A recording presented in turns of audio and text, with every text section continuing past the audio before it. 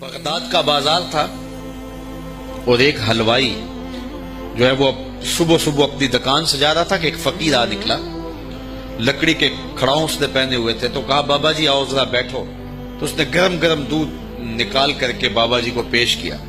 صبح کا موقع تھا، اس نے پیا اور اللہ کا شکر ادا کیا اور اس کو بھی کہا تیرا بھی شکریہ، اور فقیر آگے چل پڑا۔ بازار کا منظر تھا، آگے ایک فحشہ عورت اپنے دوست کے ساتھ، اپنے یار کے ساتھ سیڑھیوں پر بیٹھ کے موسم کا لطف لے رہی تھی۔ یہ آج کل جس طرح ہلکی ہلکی بوندا باندی ہو تو جی چاہتا نا کہ باہر آئیں اور منظر دیکھیں، تو ساون کی رت لگی ہوئی تھی، ہلکی ہلکی بوندا باندی تھی، تو سیڑھیوں پہ بیٹھ کے وہ موسم کا لطف لے رہے تھے کہ یہ فقیر اپنی موج میں بازار سے گزرا تو لکڑی کے کھڑاؤں تھے، کیچڑ اڑ کے کبھی دائیں گرتا تھا کبھی بائیں گرتا تھا، ایک چھینٹا اڑا اور اس عورت کے لباس پہ جا گرا۔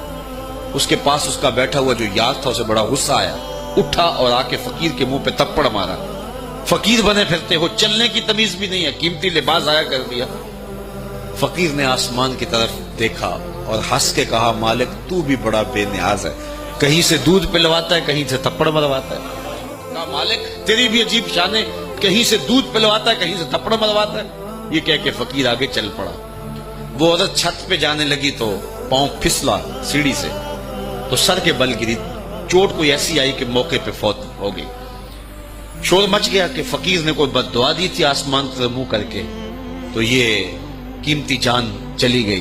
فقیر ابھی بازار کے دوسرے کونے تک نہیں پہنچنے پائے تھے کہ پکڑ لیے گئے۔